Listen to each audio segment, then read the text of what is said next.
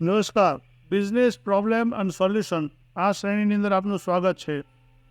Right, આ શ્રેણી ઘણા લોકોને ગમવા મળી છે અને સારા મેસેજ પણ આવે છે.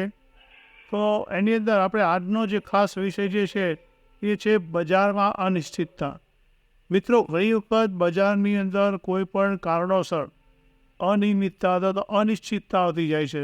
રાઈટ, એના સામાન્ય જો આપણે વિશ્લેષણ કરીએ તો કાર્ય હોય તો ખ્યાલ આવે કે ઓચિંતા કંઈ ફેરફાર થવો, માર્કેટની અંદર આર્થિક મંદી આવી, મહામારી અથવા જેમ કોરોના આવ્યો તો બધો ચેન્જીસ આવી ગયો હતો, એવી રીતના કંઈ પણ આવી, અથવા તો નવી ટેકનોલોજી આવી જેને હિસાબે આખું ડિસ્ટ્રપ્શન આવી શકે છે.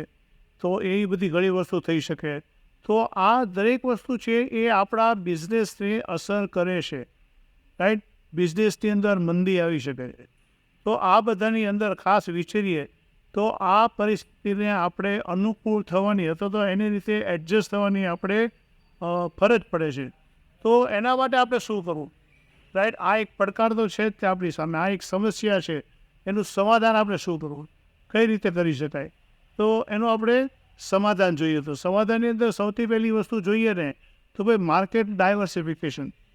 કારણ કે અત્યારે તમે જે કંઈ કરો છો એનાથી થોડુંક અલગ કરવાનું ચાલુ, એનાથી કંઈક અલગ કરી અને બીજા કરતાં અલગ કરો. કંઈક તમારા જે વસ્તુમાં કરો છો એમાં કંઈક અલગ કરો.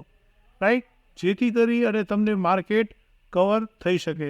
બીજી વસ્તુ એ છે કે ભાઈ માર્કેટ ટ્રેન્ડ, કે અત્યારે માર્કેટની અંદર શું ચાલી રહ્યું છે, કેવી રીતે ચાલી રહ્યું છે, હવે શું આવી શકે છે, આ બધા ઉપર ખાસ ફોકસ રાખો, જેથી કરી અને તમને ઓન ધ સ્પોટ કોઈ પણ વસ્તુ ચેન્જ કરવા માટેનો સમય મળી રહેશે. નહીં તો દુનિયાની અંદર બધું બદલાઈ જશે એટલે તમે ત્યાં હશો. રાઈટ, આ વસ્તુ બહુ જરૂરી છે.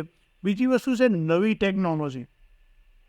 મિત્રો, ટેકનોલોજી અત્યારે તો તમે એઆઈની તો બહુ તો વાત સાંભળતા જશો.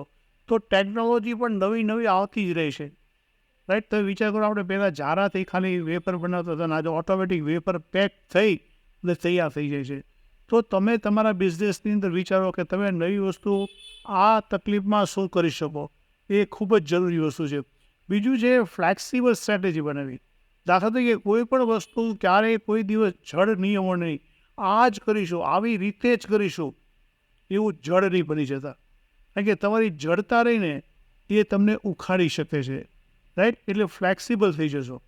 જ્યાં તમને નમવાની જરૂર પડે ત્યાં નમો. મીન્સ કે જ્યાં તમારે તમારા બિઝનેસની કોઈ પણ સ્ટ્રેટેજીને બદલવી પડે એ બદલો. રાઈટ, એ બહુ જરૂરી વસ્તુ છે. તો એ ચેન્જ કરવા માટે તમારી તૈયારી હોવી જોઈએ. બીજી વસ્તુ એ છે કે સ્ટ્રેટેજિક પાર્ટનરશિપ અથવા તો કોલોબરેશન. તો એ વસ્તુ શું છે એ સમજો તમે.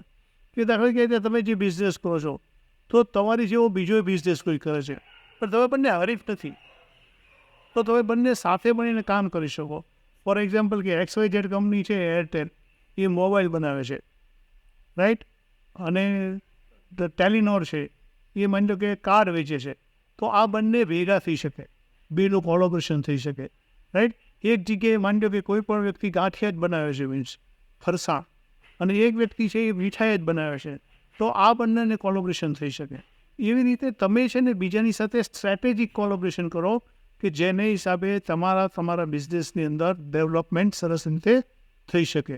રાઈટ, તો આ જે વસ્તુ રહી અને અપનાવશો તો 100% તમારા બિઝનેસની અંદર ડેવલપમેન્ટ થશે.